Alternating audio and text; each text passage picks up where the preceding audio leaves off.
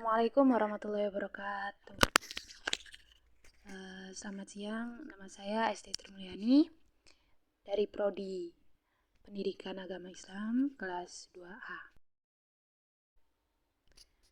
Di sini saya akan menjelaskan ulasan-ulasan mengenai penyesuaian diri, yaitu salah satu materi dari mata kuliah Psikologi Umum. Dalam istilah psikologi, penyesuaian diri biasa disebut dengan istilah adjustment, yang berarti suatu proses untuk mencari titik temu antara kondisi diri sendiri dan tuntutan lingkungan. Penyesuaian diri merupakan suatu proses dinamis yang bertujuan untuk mengubah perilaku individu agar terjadi hubungan yang lebih sesuai antara diri individu dengan lingkungannya.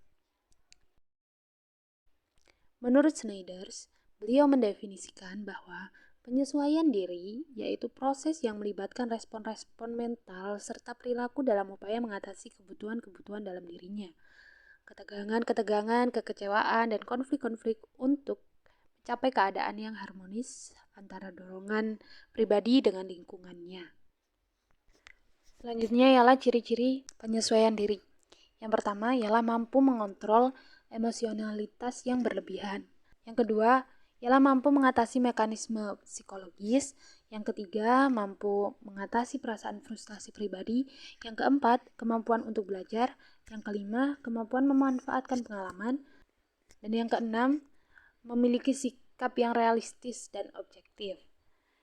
Jika kita memiliki salah satu sifat yang telah saya sebutkan tadi, bisa dimungkinkan bahwa kita sudah dapat untuk menyesuaikan diri kita terhadap lingkungan, atau kita berhasil dalam penyesuaian diri dalam lingkungan kita. Seperti itu. Selain ciri-ciri yang baru saja saya sebutkan tadi, ada ciri-ciri yang bersifat negatif, yaitu yang pertama reaksi bertahan.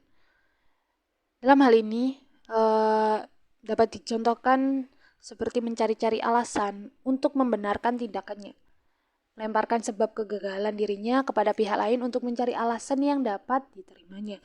Kemudian yang kedua ialah reaksi menyerang, selalu membenarkan diri sendiri, mau berkuasa dalam situasi, menggertak baik dengan ucapan maupun dengan perbuatan. Terus yang ketiga ada reaksi melarikan diri, yaitu yang pertama memuaskan keinginan yang tidak tercapai dalam bentuk angan-angan seolah-olah tercapai. Kemudian yang kedua kembali kepada tingkah laku yang semodel dengan perkembangan yang lebih awal.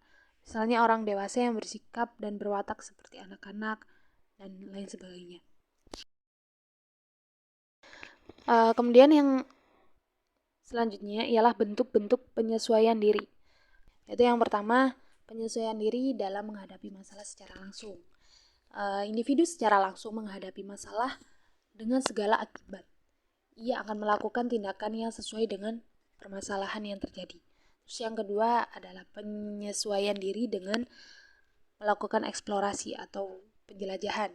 Individu mencari berbagai pengalaman untuk menghadapi dan memecahkan masalah. Yang ketiga ialah penyelesaian diri dengan trial and error.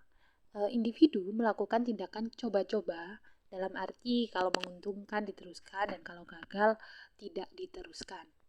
Terus yang keempat ialah penyesuaian diri dengan substitusi atau mencari pengganti. Apabila individu merasa gagal dalam menghadapi suatu masalah, ia dapat memperoleh penyesuaian dengan cara mencari pengganti. Terus yang kelima ialah penyesuaian diri dengan metode belajar. Dengan belajar, individu dapat memperoleh pengetahuan dan keterampilan yang diperlukan untuk membantu penyesuaian dirinya. Yang keenam, penyesuaian diri dengan pengendalian diri. Individu akan berusaha memilih tindakan mana yang harus dilakukan dan tindakan mana yang tidak perlu dilakukan. Cara inilah yang disebut dengan nama inhibisi.